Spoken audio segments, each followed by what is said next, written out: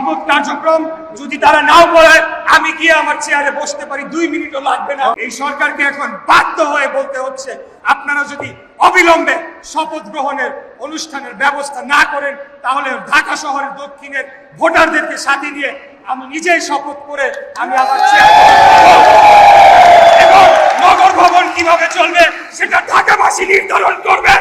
কোন বহিরাগত উপদেষ্টা বা বহিরাগত কোন প্রশাসক দিয়ে এই নগর ভবন পরিচালনা করতে দেওয়া হবে না, হবে না, হবে না। এটাই আমাদের শেষ কথা, এটাই আমাদের শেষ বার্তা। আমরা স্পষ্ট ঘোষণা দিতে চাই, কোন বহিরাগত প্রশাসক, কোন বহিরাগত উপদেষ্টা কাউকে এই নগর ভবনে প্রবেশ করতে দেওয়া হবে না। এটা আমাদের নির্দেশনা ছাড়া এই নগর ভবন বহিরাগত দিয়ে আমরা চালাতে দেব না।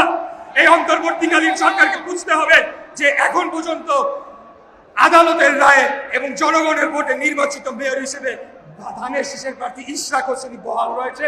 অতএব যা কিছু করতে হবে আমাদের অনুমতি নিয়ে, আমাদের সিদ্ধান্ত অনুযায়ী করতে হবে। প্রয়োজনে আমরা প্রশাসক বসাবো, প্রয়োজনে আমরা ওয়ার্ডে ওয়ার্ডে প্রশাসক বসাবো।